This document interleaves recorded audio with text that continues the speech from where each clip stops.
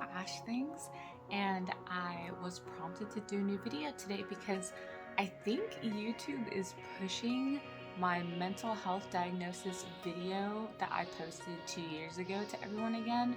I'm getting an influx of comments and contact from that video, and it's been 2 years, so I thought I would do a little bit of an update. I've spoken about this on my TikTok, but it occurred to me that I really haven't talked about it on YouTube yet. I will try to remember to put that video in the comments, that way you can go back and look at it if you want to. This is sort of a 2 years later type of video, and I wanted to talk about the diagnoses I just got a few months ago, and it might help people understand where I came from and where we are now. Over the past few years, I've been really communicative with my community on Discord about the alters that I live with in my head. There are about 9 of them right now, and I've been speaking with a specialist. I always encourage anybody, if you are struggling with mental health concerns, anything you can do to speak to a specialist, because it will help you get some insight into what is going on with you. Not every person that you contact is going to work right away, because as I've stated before, I've gone through quite a few specialists before I found the right fit. So, you're not going to get along with everybody. They might not quite understand your specific situations. It's always worth finding someone that's going to work specifically for you. Little disclaimer there. I just want to jump straight into what I talk about on my TikTok. I have officially been diagnosed with dissociative identity disorder, and I have also been diagnosed with autistic spectrum disorder. So I'm just going to go ahead and flash, and I'm going to flash this because I want to state, if you look at my diagnoses here, there is also, I still suffer from depression, but it has now progressed into what's called Dysthymic Disorder, which is reoccurring depression, essentially. And I did also get diagnosed with panic disorder with agoraphobia.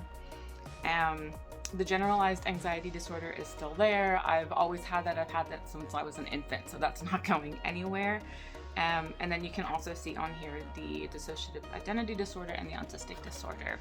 I've gotten a few questions about how am I dealing with these things, and I very openly discuss that kind of stuff. Lots of teaching myself positive coping mechanisms, and I want to keep this video quite brief so that I can do lots of follow-ups where I further detail those coping mechanisms, but I will always vouch for conscious awareness and all of the things that you can do, trying to be as present-minded as you can. And I know that sounds like a cliche, but it's when you have anxiety, it's just the best thing that I can do for myself because of my anxiety. As far as living with a dissociative identity disorder system, that is a whole other video, and I would love to get into that. What I do right now is I answer a lot of frequently asked questions about my DID, and that's helping me slowly unravel this whole entire situation and really figure out what I'm dealing with.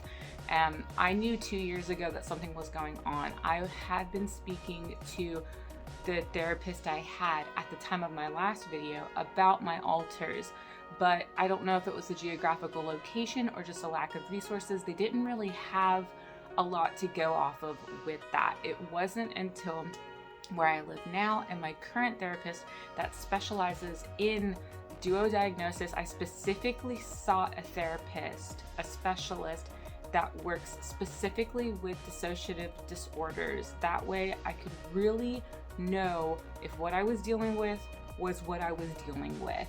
So my specific therapist works with people who have dissociative disorders, but she's also been working with clients who have autistic disorder for the past 18 years. So I was really able to come to her with my whole list of, hey, this is what's going on. Can you please give me some guidance? If you're not the person that can help me, do you know who can? And she is really great with all of us in our system.